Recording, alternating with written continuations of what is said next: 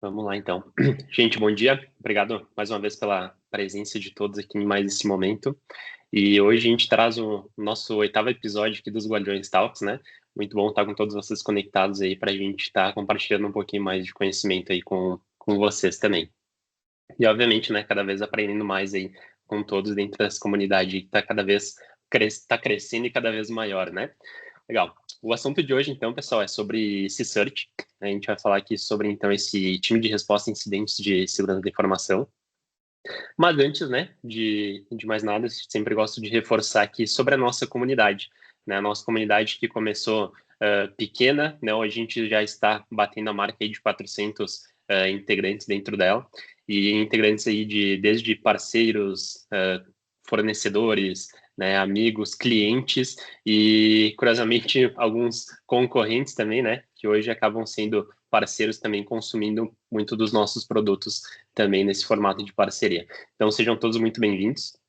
Aqui a gente até mostra, né, um pouquinho do nosso primeiro encontro presencial que teve dos Guardiões, né? Então, o grupo dos Guardiões Digitais, além de ser virtual, né, no formato de pelo WhatsApp, como a gente sempre faz o convite a todos, ele também é um grupo onde a gente acaba criando alguns eventos presenciais para se reunir, para ter todo o network, toda essa troca de conhecimento aí presencialmente também. Então, nosso primeiro encontro ele foi em Santa Catarina, né? A gente tem aí um time bem grande, né? Vários clientes bem bacanas aí que estavam conosco nesse momento. E a gente vai ter mais logo, logo, né? O Ezra até questionou aí quem quer um evento desse na sua região. Vão colaborando com a gente aí que a gente vai começar a agendar os próximos para estar com vocês também. Perfeito? Quem ainda não faz parte, né, então, da nossa comunidade ali no WhatsApp, aqui fica novamente o convite. Então, a gente deixa, né, um QR Code aqui na tela, basta apontar o celular ele para o QR Code e vai fazer o acesso num formulário, né, que vai dar o acesso, então, à nossa comunidade, onde a gente vai compartilhando algumas informações, notícias, né, e principalmente tendo toda essa troca aí com vocês também. Falando um pouquinho das nossas próximas agendas, né? Então, hoje a gente vai falar sobre Search e no dia 14 a gente vai dar continuidade nesse assunto, né? Falando sobre forense digital. Então, vai ser um momento bem bacana aí que a gente vai ter dois profissionais de muito conhecimento, né, nesses temas. E a gente vai estar falando, então, sobre forense. Na sequência, no dia 21, a gente vai ter um talk sobre gestão de mudanças, né, em TI. E no dia 28, a gente vai estar falando sobre algumas tendências, segurança da informação, IA, né, para 2025, com base no evento da Black Hat, que ocorreu, então, neste ano, e com base também no Gartner, né, que tem muitas informações aí novas que foram sendo lançadas e divulgadas. Então, já marque nas suas agendas todos esses momentos que são nas quinta-feiras, né, 10 horas da manhã. Então, a gente aguarda por vocês também para estar conosco nesses próximos talks. Falando um pouquinho de nós, né? Nós somos hoje um grupo, então, composto pelas empresas Introduce e Supreme. A Introduce atuando hoje mais na área de planejamento em TI e segurança da informação, e a Supreme, principalmente na área de cloud, né? Então, aqui a gente junta essas expertises para conseguir fornecer soluções completas para todos vocês, todos os clientes que a gente acaba atuando. Sobre o nosso propósito, né? O nosso propósito é justamente de construir histórias de crescimento de pessoas e negócios através da tecnologia. E a gente acredita também que esses momentos que a gente está tendo com vocês, né, nesses talks, a gente está cumprindo com esse propósito, né? A gente está construindo mais histórias, a gente está ajudando vocês a crescerem, nós estamos crescendo, né? E principalmente mostrando que a tecnologia tem o seu valor quando bem agregada com o negócio de cada empresa. Algumas empresas que a gente traz aqui, algumas histórias, né, em construção, então, grandes clientes, inclusive muitos deles estão aqui presentes conosco no dia de hoje. Obrigado pela presença, né, com um agradecimento especial. Nossas certificações e reconhecimentos, tudo isso que a gente vai montando e trazendo e levando para vocês, né, eles são com base em grandes friends, então tudo isso acaba colaborando para que a gente consiga demonstrar, né, com maior autoria também todos esses detalhes em projetos, em casos que a gente acaba atuando juntamente com vocês.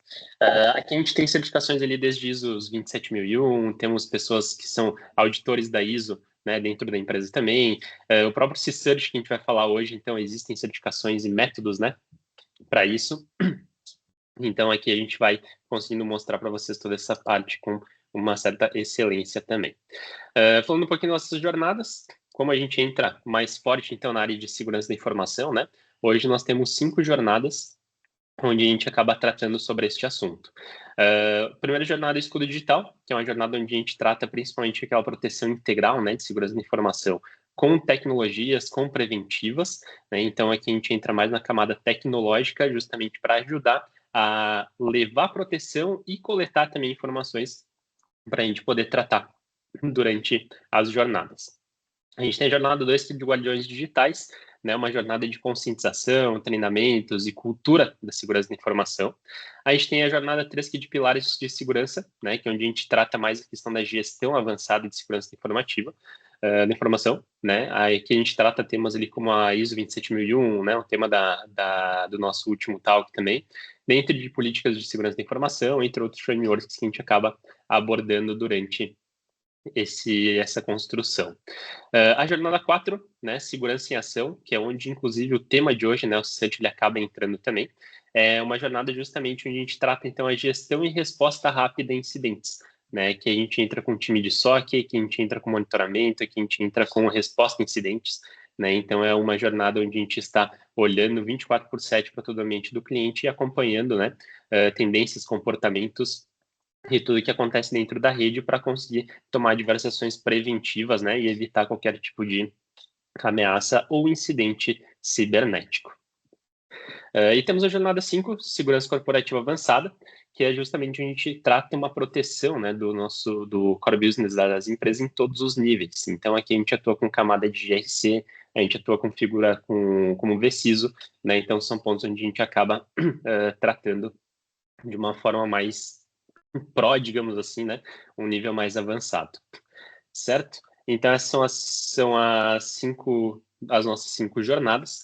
E para a gente falar um pouquinho sobre o tema de hoje, né, e entrar aqui de certa forma na jornada 4, um dos itens, né, que está presente também na jornada 4, eu quis trazer aqui para a gente iniciar algumas informações, né, algumas notícias, justamente falando que vão abrir, digamos, o nosso tema aqui do CISANT, né? E o que eu quis trazer com esse slide? Aqui a gente destaca muitas notícias recentes, né, sobre ransomware, sobre incidentes cibernéticos, né, que a gente acaba vendo que estão se tornando cada vez mais frequentes e impactantes aí nos dias de hoje. Então, quando a gente começa a olhar essas manchetes aqui, a gente vê que ele mostra uma variedade de alvo, né, e alcance de ataques que eles não estão se limitando hoje a algum tipo de indústria específica, a alguma região específica, né? Isso está refletindo muito de que qualquer setor, seja o setor de saúde, seja o setor governamental, empresa privada, pode ser alvo de um grupo cibernético, de um ataque cibernético, né, de ações maliciosas aí. E quando a gente olha principalmente para um caso de ransomware, né, hoje o ransomware é um dos tipos de ataques mais preocupantes. Muito no passado, a preocupação quando a gente olhava assim, preciso ter um backup para o meu ambiente não pegar fogo, por exemplo, né? Hoje a gente vê que o ransomware é um dos principais itens aí que acabam trazendo essa preocupação. E o ransomware ele acaba envolvendo, né, bloqueio de acesso ao sistema, acaba tendo toda aquela questão da exigência de um pagamento para restauração de acesso, né, um ataque ele acaba trazendo grandes prejuízos financeiros e operacionais, né, além de, obviamente, causar ali diversas interrupções que podem levar, inclusive, a vazamento de dados, né, e aí acaba prejudicando a confiança, a reputação da empresa, ou seja, vão trazendo alguns estragos para o nosso ambiente. E aqui nas notícias que a gente acaba trazendo, a gente vê que os ataques eles estão acontecendo em diversos tipos de segmentos, né, diversos setores, e cada vez esses ataques são mais sofisticados, o que vai dificultar muito, né, toda a questão da prevenção. Então, por exemplo, aqui a gente tem incidentes que mostram ransomwares como a Akira, né, o Heavy ou outros ali que acabam explorando vulnerabilidades específicas e que são conhecidos por pedir grandes valores num possível resgate, né? E um ponto importante é que a evolução das técnicas de ataques, né? Muitas vezes acabam não apenas criptografando os dados, como a gente via lá atrás, mas muitas vezes filtrando eles também, né? Ou seja, roubando os dados, capturando os dados antes de fazer uma criptografia, para que isso aumente, de certa forma, a pressão ali para a empresa poder efetuar um pagamento, né? É bem interessante comentar que muitas vezes a gente vê, por exemplo, a notícia, né, saindo de uma empresa que foi alvo de incidente cibernético e tudo mais, mas é importante reforçar que quando acontece um ataque, a notícia não sai na mesma hora, né? Ou seja, às vezes a empresa foi atacada, ela está trabalhando ali com equipes para restabelecer seus serviços, para analisar se teve algum tipo de vazamento de dados, de informações, e somente após esse tipo de identificação, né, ou de acordo com o tamanho da empresa, obviamente, é que vai surgir a notícia do que aconteceu, né? Então, às vezes a gente pensa, poxa, mas hoje teve um ataque em tal empresa. Na verdade, esse ataque pode ter ocorrido lá atrás, né? A gente teve casos aqui como, por exemplo, uma das notícias aqui, né, diretamente do Tecmundo, que a TOTS foi vítima, então, de um ataque ransomware e que dados podem ter sido roubados. E quem acompanhou esse caso viu que surgiu o comunicado, obviamente, oficial, né? E alguns dias depois surgiu dentro de um site ali da Rede Onion, né? Pela Deep Dark Web, a gente viu locais que estavam comercializando os dados, por exemplo, da TOTS. E esses arquivos eles ficaram disponíveis por um curto período de tempo e após saiu, né, do ar aquele tipo de informação. E geralmente o que acontece nesses casos, gente? Quando algum grupo de ransomware ataca, ele faz a exfiltração de dados, ele, na sequência, criptografa os dados e ele pede o resgate, né? O resgate tanto para não divulgar as informações do cliente, né, de forma pública, não publicar isso em algum fórum da Deep Dark, e também para, obviamente, liberar a chave de descriptografia. Então, tem casos de negociações com esses grupos em que o pessoal acaba solicitando um pagamento para descriptografar, um pagamento para não publicar as informações, né? Então, são pontos que é sempre bom tomar um cuidado aí também em relação a tudo isso. Mas essas notícias aqui, principalmente nelas, reforçam ali a importância de ter um programa de segurança robusto dentro das empresas, que incluam a parte de prevenção, que incluam a detecção e principalmente a resposta rápida, né, incidentes cibernéticos. Treinamentos de colaboradores, né, um ponto que é importante, né, quando a gente começa a falar de formas preventivas, é deixar o pessoal treinado, informado do que pode fazer ou não, como se proteger. A implementação de backups seguros, né, para caso aconteça algum tipo de informação. Pedir só um minutinho para vocês aqui, eu acho que caiu o compartilhamento de tela, né? Eu só retornar ele.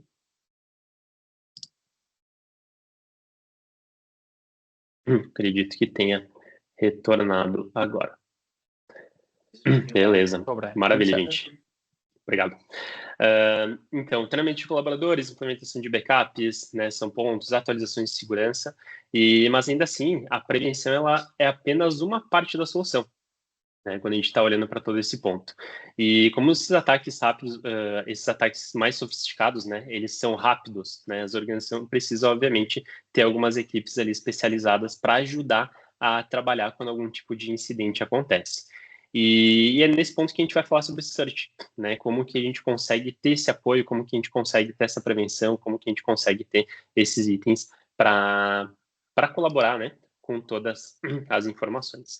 Então, para a gente iniciar aqui no papo, eu começo trazendo, então, o que é o C-Search, né? E o C-Search, ele é uma sigla para, falando no português, né? Uma equipe de resposta a incidentes de segurança na informação, né? Então, ele acaba sendo um grupo composto por profissionais especializados, né? Que tem ele essa responsabilidade de responder, de investigar e, principalmente, mitigar, né, os incidentes de segurança. Como, se a gente for pegar exemplos ali, um ataque cibernético, uma falha de segurança, um incidente de malware, dentre outros itens. E quando a gente começa a olhar para as funções do C-Search, né, aí a gente pode olhar, por exemplo, assim, identificar um incidente, né, ou seja, a gente conseguir detectar possíveis ameaças ou atividades suspeitas que estão ocorrendo dentro da nossa rede, nos nossos sistemas. A gente tem a etapa de análise de incidentes, né? Então, uma das funções do search é conseguir analisar esse incidente. Então, ele vai ser uma equipe que vai investigar, vai avaliar qual que é o impacto, qual que é a causa de tudo isso. Aí a gente vai ter a função de resposta a incidentes, né? Ou seja, conter, erradicar, restaurar um sistema depois que algum incidente aconteceu. A gente tem a etapa de prevenção, né? Que é onde a gente começa a criar, então, as diretrizes, novos treinamentos, informar a organização sobre melhores práticas, e o C-Search também, ele acaba, de certa forma, tendo uma função de monitoramento contínuo, né? Realizar ali uma vigilância constante para identificar possíveis vulnerabilidades e cada vez mais reduzir riscos cibernéticos. E esses sites, eles são grupos que são comuns em empresas governamentais, digamos assim, né? E algumas acadêmicas também. Mas existem também grandes grupos de coordenações de C-Search, né, para ter uma resposta ali em grandes escalas e aí conseguir, obviamente, proteger algumas redes mais críticas, infraestruturas com uma criticidade cada vez maior. E o principal objetivo do C-Search, ele é justamente assegurar que a organização ela tenha uma equipe para tratar esses incidentes e que consiga estar de forma mais segura. Hoje a tecnologia não está me ajudando muito. Não está me ajudando muito. Mas beleza, vamos lá, gente. Qualquer coisa eu vou retornando aqui. E muitas vezes a gente se pergunta, né? Mas por que eu preciso ter, de certa forma, um time de research ou algum parceiro que consiga me apoiar com essa área de research, né? E a principal necessidade, quando a gente olha para um research em organização, é que essas equipes, né, a gente vai conseguir ter principalmente uma maneira eficaz de responder a algum tipo de incidente cibernético. Como eu mostrei nas notícias anteriores, a gente vê que cada vez mais está crescendo, né, esse número de ataques, de incidentes acontecendo. O Brasil é hoje o segundo país, né, com mais números de incidências de ataques cibernéticos. Então, o C-Search, ele ajuda nas empresas hoje a ter uma maneira eficaz de responder a algum tipo de incidente de segurança da informação, né? Um ataque ransomware, um vazamento de dados, invasões de sistemas.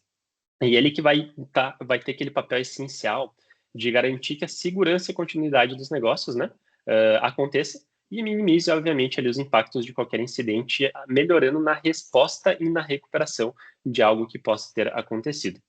Porque quando um incidente de segurança ele ocorre, torna-se crítico para aquela organização ter uma maneira eficaz de responder ao incidente. Né? Se a gente for pegar, por exemplo, recentemente no caso da Marisa, precisou ter uma equipe que entendesse o que aconteceu, passasse informações, levasse a comunicação adiante, né, de forma correta e rápida para conseguir mostrar que está tendo algum tipo de atividade ali acontecendo nesse período, né? Então, a rapidez com que a empresa ela pode reconhecer, analisar e responder a um incidente vai, querendo ou não, né, consequentemente, ele limitar os danos e diminuir o custo da recuperação que possa estar acontecendo, né? E um time de research, ele precisa estar apto, né, então, para conduzir essa resposta rápida, para conter um incidente de segurança, para recuperar-se, né, dele. A gente precisa coordenar a recuperação e propor algumas estratégias para a erradicação e a resposta dos problemas. A gente precisa trabalhar em conjunto com outras áreas, né, da organização de maneira proativa, e aqui principalmente para garantir que os novos sistemas também sejam desenvolvidos e colocados em produção com segurança, né, colocados em produção em conformidade, né, com políticas de segurança apropriadas ali também. E, além disso, né, ajudar, então, a identificar áreas vulneráveis, a realizar análise de vulnerabilidades, detecção de incidentes, né, tudo isso de forma proativa, né, e preventiva também. E quais são os serviços que um C-Search oferece? Né? Então, aqui a gente começa a desmistificar um pouquinho tudo isso, porque hoje um C-Search ele pode exercer tanto uma função reativa quanto uma função proativa. Né? O objetivo vai ser justamente auxiliar na proteção e na segurança dos recursos da organização. Né? Ou seja, assim, não existe um conjunto padronizado de funções ou de serviços providos por um search. Ele é muito customizável, vamos dizer assim, né? Porque cada equipe vai escolher os serviços que precisa, vai escolher os recursos que precisam, né? Então a gente consegue criar ele de uma forma personalizada, justamente para apoiar nas necessidades que a gente está tendo, né? Então a gente começa a olhar assim, pô, qual que é um requisito para a Search. Primeiro de tudo, acho que a pessoa ela precisa ter um conhecimento de um modo geral, né? De tecnologia, de segurança, entender como tudo acontece. E aí depois, obviamente, a gente começa a evoluir nas especializações, né? Então a gente vai ter áreas de Search que a gente vai precisar ter uma pessoa que tem foco em Microsoft, foco em Linux, foco em um produto específico de segurança, né? Então tudo isso vai nos ajudando a montar os times de acordo com a necessidade. No nosso caso aqui, como Introduce, né?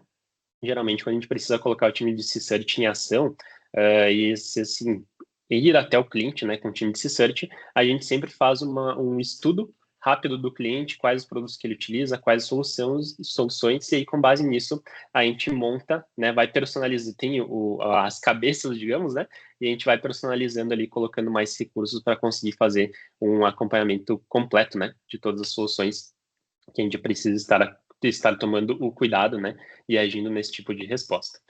Então, se a gente for olhar assim, funções reativas e proativas, né? Então, a gente vai estar oferecendo esse tipo de atividade, flexibilidade de serviços, né? Então, a gente acaba adaptando muitas funções de acordo com as necessidades daquela empresa, necessidade daquele incidente que acabou ocorrendo, né? Hoje, quando a gente olha, por exemplo, por questão de legislação, né? A gente sabe que no momento que ocorrer algum tipo de vazamento de dados pessoais, sensíveis, a gente precisa fazer um comunicado para a NPD. Então, acaba entrando um time jurídico também, um time de compliance no meio para dar todo esse apoio durante essa resposta que acaba ocorrendo também, né? E os serviços aqui oferecidos pelo C-Search, eles podem variar, né? Desde todo esse tipo de funcionalidade aqui no reativo, no proativo. E quando a gente olha, por exemplo, um serviço proativo dele, vai incluir treinamentos, vai incluir detecção de intrusão, né? Vai incluir teste de invasões, então pen testes acaba entrando não direto. A gente sempre vai ter as equipes de pen testers, né? Mas aqui a gente consegue fazer também algum tipo de proatividade mais rápida para fazer esse tipo de identificação, desde análise também de ameaças dentro de softwares aí e desenvolvimento também, né? Então, aqui, principalmente quando a gente trata nessa questão de prevenção, de incidente e na redução do tempo de resposta. O Fábio comentou aqui sobre a questão de comunicar a NPD, não seria a função do DPO? Sim, Fábio, é a função do DPO, e muitas vezes quando a gente tem um tipo de ataque cibernético, a gente acaba incluindo ele nesse grupo de C-Search para estar junto ali, entendendo tudo o que está acontecendo, né? Porque acho que até comentei antes que é importante tratar toda a questão de comunicação, né, dentro dessa equipe. Então, a gente vai ter pessoas responsáveis por comunicar outros grupos, direção, empresa e tudo mais. Então, aqui a gente acaba puxando também para dentro dessa equipe, né? Vamos pensar assim, que a gente está fazendo uma war room, né? Então, tem uma sala de guerra ali, várias pessoas ali dentro, né? Tem equipe de search, tem DPO, tem outras pessoas, e tudo isso a gente vai centralizar uma pessoa para fazer todos esses comunicados, né? Então, a gente acaba mantendo o pessoal unido junto para que todos estejam na mesma página e que todo o tempo de resposta consiga ser de uma forma mais rápida e mais ágil. Beleza. Passando um pouquinho aqui, a gente fala sobre tratamento de incidentes, né? E aqui, obviamente, né, por estar falando de um time de resposta a incidentes, a gente vai entrar com a questão de tratar, então, o incidente que acaba ocorrendo. E o tratamento de incidentes, ele acaba sendo composto ali por três etapas principais, né? Uma delas é a notificação do incidente, seguido de análise e resposta, né, do incidente também.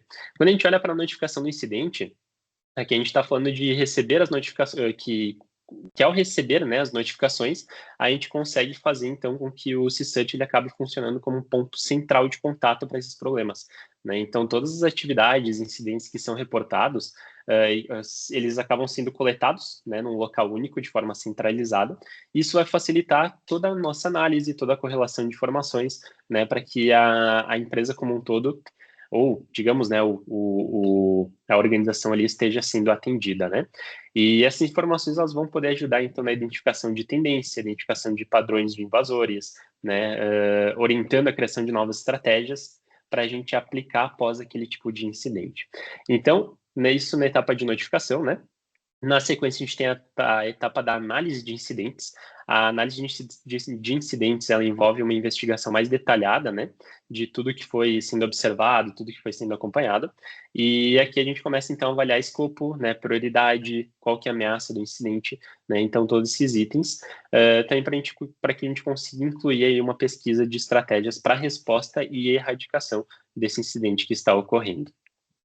E a gente tem a resposta ao incidente, né, que aqui é praticamente onde o CSUT, então, elabora e divulga as recomendações para a recuperação, trata da contenção e da prevenção, né, de uma forma direcionadas aí também às pessoas das empresas, administradores de rede, de sistemas, né, e aí justamente para que a gente consiga fazer as implementações das ações de resposta, né, do incidente que estava acontecendo.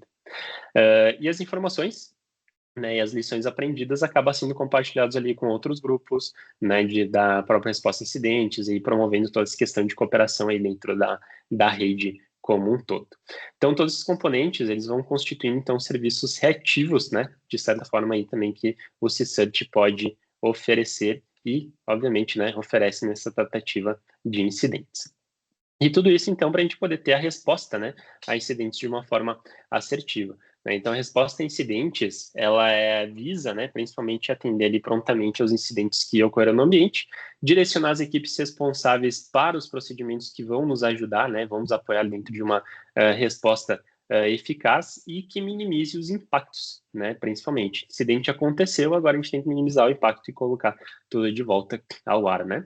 Então, em todo esse processo de identificação dos principais riscos, dos principais incidentes, a elaboração do plano de ação para mitigação, definição de contatos em caso de incidentes, mapeamento de processos críticos, né, para o funcionamento ali da empresa, além de todas as atividades necessárias para a sua recuperação, acabam fazendo parte desta etapa de resposta a incidentes que a gente traz aqui também. E um incidente cibernético, né, como todo incidente, ele acaba tendo um ciclo de vida.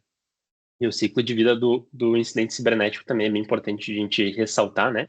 Então, praticamente que um incidente cibernético tudo vai iniciar, né, numa preparação, onde a gente vai ter toda a questão de treinamento, de limitação dos colaboradores e das atividades, né, que serão executadas ali caso ocorra algum tipo de incidente. A gente tem a fase de detecção. Na fase de detecção, vai envolver principalmente ali a identificação através de monitoramento dos ativos, relato de incidente, correlação de outras informações ali para a gente conseguir ter dados, né, para avaliação. A avaliação, a gente vai entrar no detalhamento, as decisões, como que todo esse incidente vai ser tratado.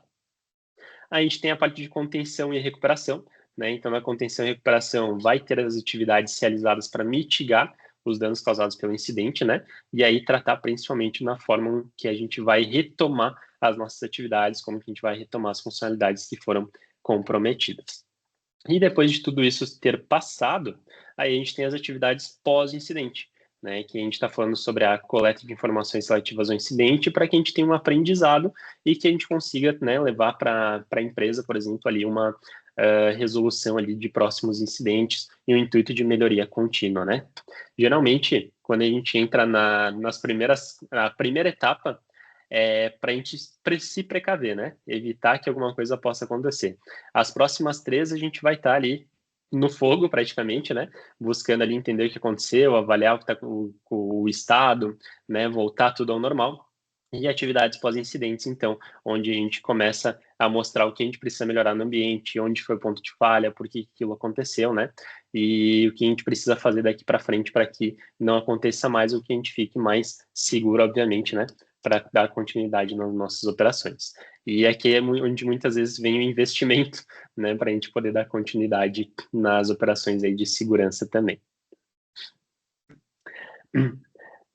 Legal, o Marcos Pitanga fez um ótimo adendo aqui. Só para adicionar, não esquecermos se o incidente poderá gerar ações judiciais ou penais, pois vai envolver perícia forense computacional. Ótimo, Pitanga, muito bom. Caso, né, o incidente ele gere algum tipo de ação judicial, né, ou penal, ali a gente consegue, então, com a equipe de forense, inclusive o Marcos Pitanga é um especialista que dá um grande apoio para a gente também nessa área de forense computacional. Consegue mostrar tudo isso e criar as provas, né, para a gente conseguir levar isso adiante e buscar algum tipo de ação para levar o nosso incidente também de forma judicial à frente, né? Maravilha. Legal. E aí, falando de incidente, gente, tem uma fórmula aqui que a gente quase entra numa matemática, né, para fazer uma classificação dos incidentes que acontecem.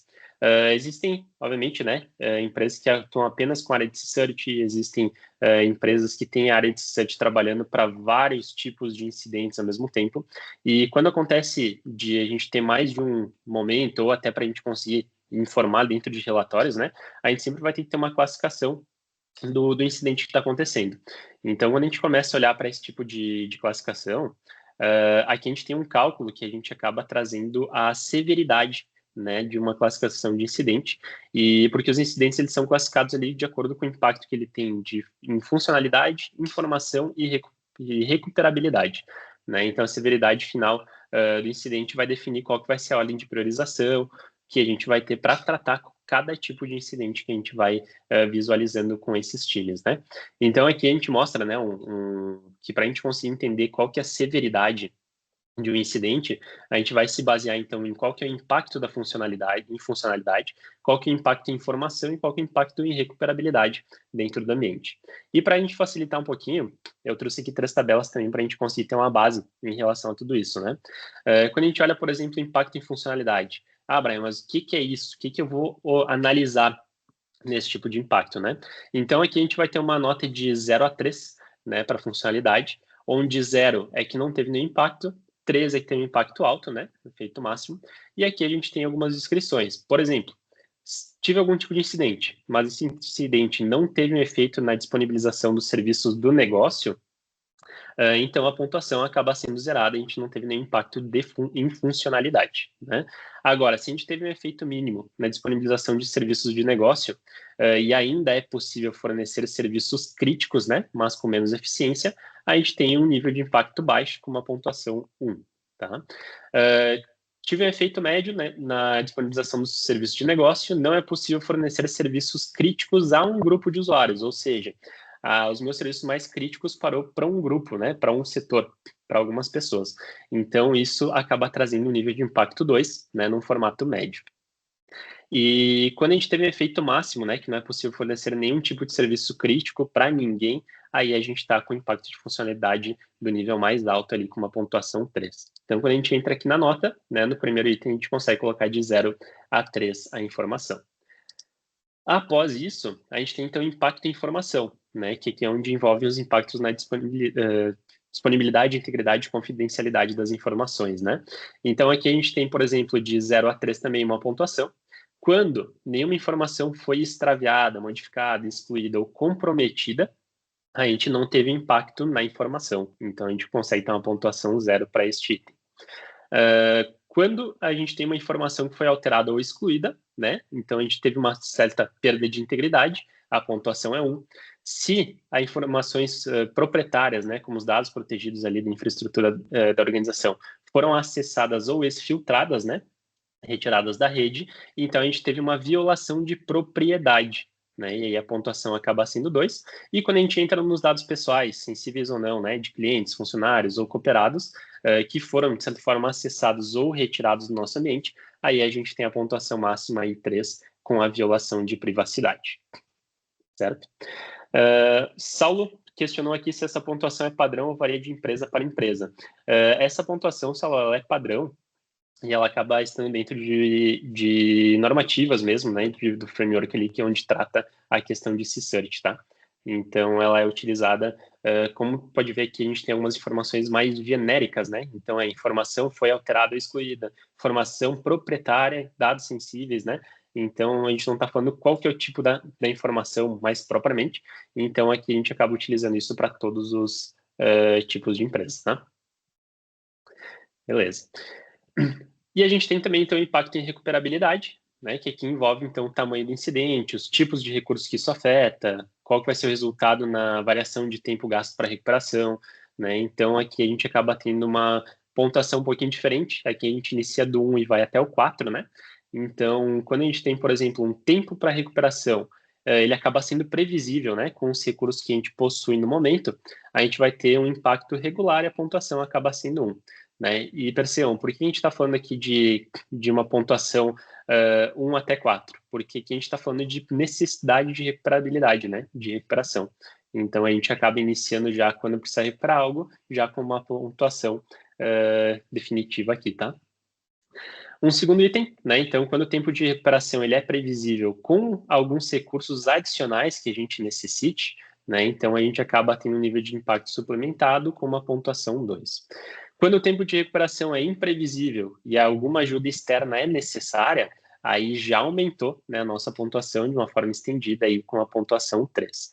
E quando a gente define que não é possível ser recuperado o incidente, né, ou seja, vazou dados da minha empresa, os dados já foram retirados, já foram publicados dentro de algum fórum na Deep, na Dark Web, aí a gente acaba tendo impacto ali recuperável, né, com uma pontuação 4, e aí vai aumentando, então, toda essa criticidade, né? E aí, quando a gente acaba pegando essa fórmula, que a gente olha severidade, né, de impacto em funcionalidade, impacto em informação, impacto em recuperabilidade, quando a gente faz a soma, a gente vai ter a severidade, então, de 1 a 10, né? Quando a gente tem uma severidade entre 1 e 3, a gente está numa severidade baixa, de 3 a 6 média, 6 a 8 alta e 8 a 10 muito alta, né? Com a priorização maior aqui acontecendo. Beleza? Então, quando a gente começa a olhar, né, para toda essa questão de classificação de incidente, impacto, severidade, isso tudo vai auxiliar as equipes a concentrarem os recursos, né, nos incidentes mais críticos, mitigando riscos, né, impactos à organização ali como um todo. Legal. A gente teve aqui o Guilherme questionando, né, para compartilhar a fonte dessas informações. Sim, Guilherme, a gente pode encaminhar depois no grupo alguns documentos oficiais ali por onde essas informações foram chegando também para a gente, certo? Maravilha. E por fim, aqui falando um pouquinho de C-Search, a gente sempre gosta de mostrar alguns exemplos também, né? Então aqui a gente vai trazer alguns exemplos de incidentes e formas de atuação, tratativa que a gente consegue demonstrar, né? Para a gente ter uma base aí também em tudo que pode estar acontecendo nos nossos ambientes. Beleza? Então, o primeiro que eu coloco aqui, e que de certa forma entrando um pouquinho tecnicamente, né? Um incidente de ataque de força bruta. Né? O que seria isso? Aqui a gente está falando ali de quando um invasor ele tenta adivinhar a senha, né?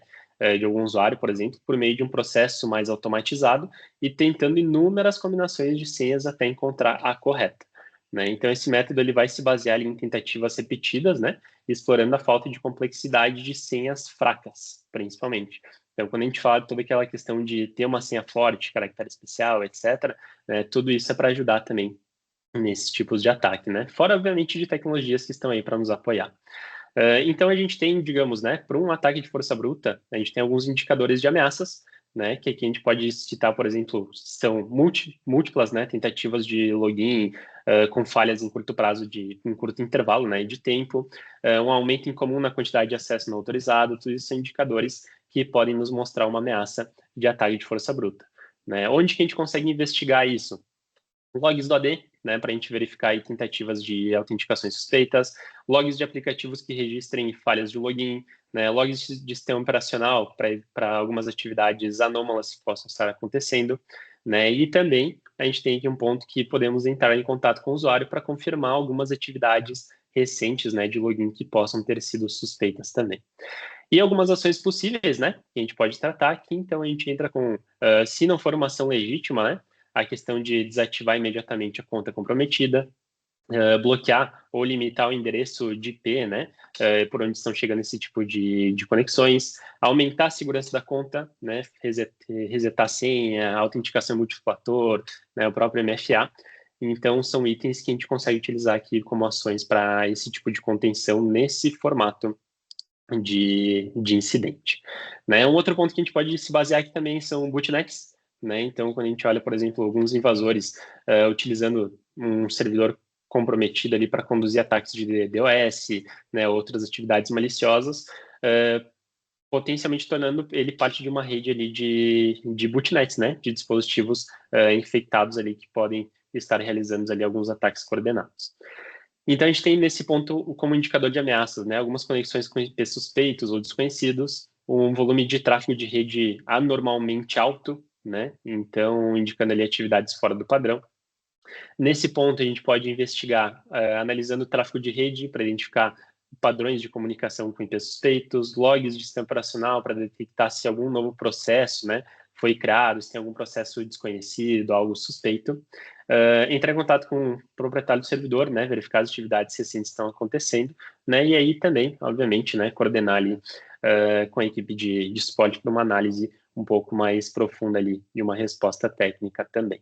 E algumas possíveis ações, né, se foi confirmado que tem algo, que um servidor está fazendo parte de algum botnet ali, o isolamento dele para interromper essa comunicação, né, a remoção dos processos maliciosos, restauração do servidor para um estado seguro, correção da vulnerabilidade, né, que foi explorada ali para que essa infecção pode ter tido sucesso, e aí com base nisso também, incluindo a aplicação de alguns patches de segurança, fortalecimento de segurança dos sistemas, né, e monitorar o servidor para garantir que não ocorra uma nova infecção, né.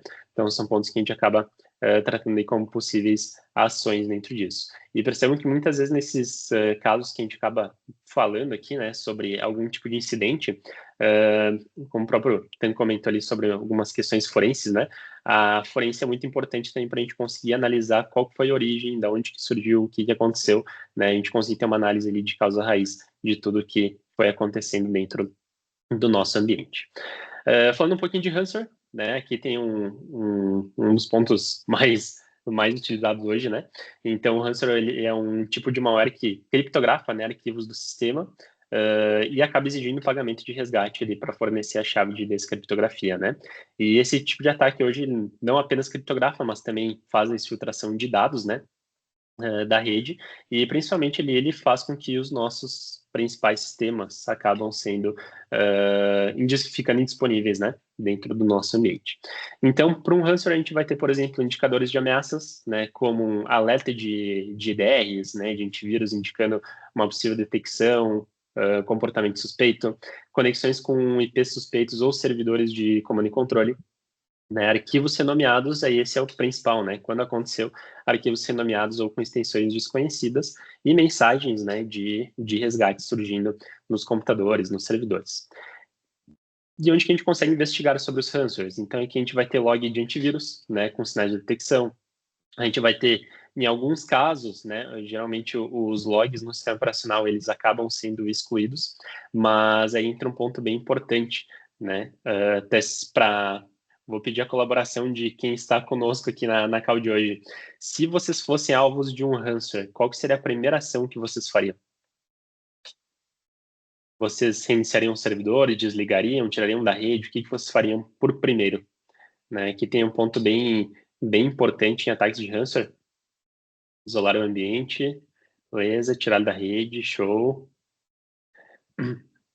Desligar o servidor, tirar cabo de rede, preservar. Maravilha. Tem eu vou puxar aqui esse que o Fábio comentou aqui, né, de desligar o servidor. Um dos pontos que a gente não deve fazer quando a gente identifica um ransomware é desligar a máquina, né? O correto é a gente isolar ela, tira o cabo de rede, desconecta a rede dela, mas deixa a máquina ligada, porque a gente consegue... O Marcos Fitan comenta aqui também, não desligue pelo amor de Deus, né? Se a gente não desliga a máquina, a gente consegue ainda capturar algumas informações da memória, né? Então, muitas vezes por ali a gente consegue, em alguns casos, até conseguir a chave para descriptografia daquele servidor, né? Ou daquele ambiente. Então, num caso de ransomware, a gente vai conseguir, a gente vai buscar logs, né? Registros de contas de atividades de login autorizado, tráfego de rede para detectar conexões com IP externo, né? Então, tudo isso a gente vai fazendo a utilização, mas principalmente quando a gente foi alvo de algum ataque, a primeira coisa é tira da rede, deixa isolada, mas não desliga.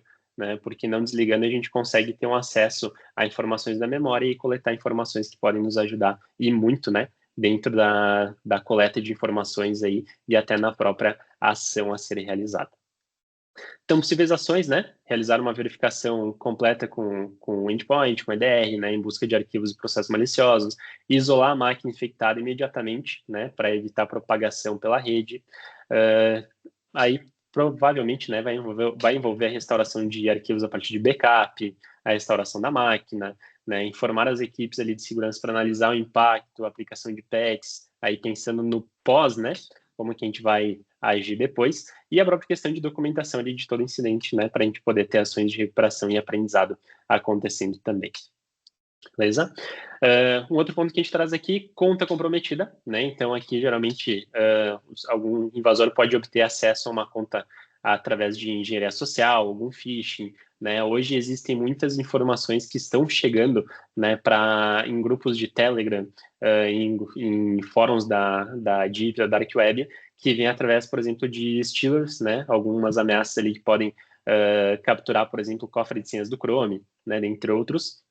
E aí, com base nisso, acaba vazando, né, informações de credenciais, usuários, senha, URL de acesso, né? Então, é um ponto que a gente sempre tem que tomar esse cuidado aí para estar monitorando, né, acompanhando ali possíveis comprometimentos de credenciais e de contas que possam ser vazadas. Então, aqui a gente tem alguns indicadores de ameaças, como tentativas de login, né, ou acesso bem-sucedidos fora do horário comercial, ou fora do padrão daquele usuário. E aqui entra muito da questão de comportamento, né? De conseguir saber o comportamento do usuário, que ele é um usuário que está online de um horário X a um horário Y, e fora esse horário ele não precisa estar conectado. Então, a gente consegue aplicar algumas proteções contra isso também, né? Alterações suspeitas nos grupos ou privilégio de conta, indicando aí possíveis tentativas de escalonamento de privilégio, né? Tráfego de rede anormal, também relacionado principalmente à conta comprometida, né? Então, isso possivelmente devido a algum tipo de filtração de dados pode estar acontecendo. E aqui a gente vai conseguir avaliar também através de logs do AD, logs do sistema operacional, tráfego de rede, né, entre outros itens. E com possível ação, né, se a conta comprometida for confirmada, e tem a questão de desativar a conta, redefinir a senha, multifator de autenticação, né, realizar alguma investigação forense para rastrear o que pode ter acontecido. Então, são pontos importantes. E percebam, gente, que em praticamente todos esses itens aqui que fui comentando, onde investigar, a gente sempre fala de log, né? Então, esse é um ponto bem importante, né, e principal, que a gente precisa ter log, a gente precisa ter evidências, né, de tudo que está passando na nossa rede. Só que tem um ponto que muita gente falha quando a gente olha para os logs, que às vezes a pessoa não tem um local externo para armazenar o log, ou o local externo ele está dentro do mesmo ambiente, né? Então, às vezes é uma máquina virtual que está no próprio virtualizador, é uma máquina física que está dentro do mesmo ambiente, não tem nenhuma outra proteção de chegada de conexão para ela, né? Então, tudo isso muitas vezes acaba fazendo com que a empresa pegou um ransomware, né? Voltar ali no caso do ransomware, e essa máquina acaba sendo criptografada também, né? Então, quando a gente fala de logs, é importante a gente ter informações além, né? Fora também da estrutura, para a gente conseguir ter uma coleta e uma análise posterior. Ó, a gente comentou aqui sobre a coleta de memória, né? O Marcos Pitanga até reforçou que tem muito malwares que eles acabam não deixando nenhum vestígio nos discos, né? Navegando apenas entre processos em memória. Exatamente. E aqui reforça de novo aquele ponto, né? De tive um incidente, retira a máquina da rede, mas não faça o desligamento dela, né? Para que a gente consiga, para que time de forense consiga ter análise do que estava acontecendo por ali. Certo? Chegando aqui nos finalmente, né? Então, a gente tem também ataques de negação de serviço, né? Alguns exemplos que a gente poderia estar citando aqui. Então, mais uma vez, né? A gente tem aqui investigações em tráfego de rede, log de firewall, log de sistema operacional, né? Alguns indicadores de ataque de negação de serviço, como um tráfego de rede muito alto, né? Em servidores. Então, todos esses são pontos que time de C-Search acabam atuando também. E até na própria parte de análise ameaças persistentes avançadas, né? Onde aqui a gente pode ter, inclusive, servidores de comando e controle, né? E percebam que praticamente a gente está falando em muitos deles as mesmas ações, né? Identifica a ameaça, investiga através de log e faz isolamento de máquina, inicia a forense, né? Faz o escalonamento, faz as tratativas. Beleza, gente? Show de bola. E aí, falando do C-Search, até comentei um pouquinho no início, né? Que hoje, quando a gente entra na nossa jornada 4, jornada de segurança e ação, é uma jornada onde a gente trata principalmente toda essa questão de SOC, monitoramento 24/7, né? Uma análise muito mais profunda aí no ambiente, análise comportamental, né? Esse acompanhamento todo. E aqui a gente entra então, com análise de vulnerabilidades, né, a gente entra com monitoramento de marca, a gente entra com análise de vazamento de dados. Então, percebam que muitos dos itens que a gente foi comentando por aqui, né, se a gente pegar aqui, por exemplo, conta comprometida, a gente consegue fazer isso através da análise de vazamento de dados, né, a gente consegue fazer isso fazendo monitoramento da marca da empresa, né, em ferramentas, por exemplo, de DRP, né, para que a gente consiga identificar se teve algum tipo de vazamento na internet, na Deep, na Dark, né, e tudo isso surgindo e nos informando aí para que a gente consiga tomar uma ação de forma rápida também tudo que está acontecendo. SOC, né, então, um centro de serviços de operações de segurança, né, onde vai ter esse monitoramento 24/7 das operações da empresa, onde vai ter todo esse monitoramento de comportamento, de tráfego, de logs, né, para entender o que está acontecendo e ter o correlacionamento de informações aí também através de ferramentas. E o time de C-Search, né, com forense digital aí também, para que a gente consiga fazer toda essa tratativa de qualquer tipo de incidente, né, que possa estar ocorrendo dentro das empresas, e conforme a gravidade ou a necessidade ali de inclusão jurídica também, a gente ter toda essa questão de forense digital para fazer as próximas ações também. certo? Então, gente, esse era o conteúdo de hoje. Peço que quem tiver algum tipo de dúvida, né, queira alguma informação adicional, fica à vontade em colocar no chat, que a gente vai respondendo. Se alguém quiser abrir o microfone também e colaborar, fiquem bem à vontade. E aproveito aqui para convidar a todos, né, que nesses talks que a gente acaba realizando, e nesses momentos, né, com toda essa comunidade de guardiões digitais, a gente sempre abre a agenda aí da equipe para estar com vocês, né, que participaram,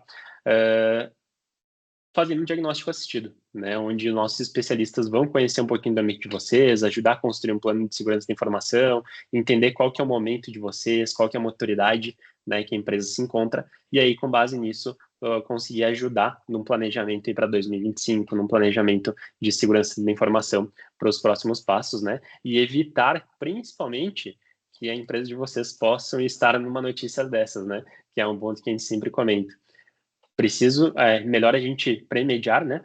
Evitar, tomar o cuidado, estar monitorando do que ser alvo. E quando isso acontece, além de a gente perder um tempo, né? Ficar indisponível, ter um grande impacto aí, a reputação da nossa empresa também acabar sendo impactada, certo? Umas pessoas pedindo para voltar aqui no QR Code, eu vou pedir para o time encaminhar para você. Tchau, o Wesley encaminhou o link para vocês por aqui também. Depois, qualquer coisa no grupo do WhatsApp, a gente faz um encaminhamento novamente, tá certo? Convido de novo aqui todos para participar, então, aqueles que não fazem parte do nosso grupo do WhatsApp dos Guardiões Digitais. Então, posso te escanear o QR Code e já faz a conexão conosco, entrando, então, no grupo e acompanhando, né, tudo que a gente vai compartilhando por lá também. E as próximas agendas, né, para todos já se planejarem, no dia 14, então, a gente vai dar sequência, como hoje a gente falou um pouquinho sobre CSearch, e até comentei, né, que a gente tem equipe de Search, Forense, então, no dia 14, a gente vai ter profissionais com vocês aqui falando sobre o tema de Forense digital, né, entrando, então, neste assunto aqui para dar continuidade, certo? Dia 21, GMUD, né, então, falando de gestão de mudança em TI, planejamento, risco e comunicação, e 28/11 sobre Black Hat e Gartner 2025, né, com segurança da informação, inteligência artificial e tendências que a gente está visualizando por aí. Tá certo? Quem faz parte do grupo já vai recebendo também as informações. Quem não faz ainda, fiquem à vontade para se inscrever e compartilhar também os links de acesso para fazer parte aqui conosco desses momentos. Certo, gente? Aberto para dúvidas, quem quiser colaborar, por favor, fiquem à vontade.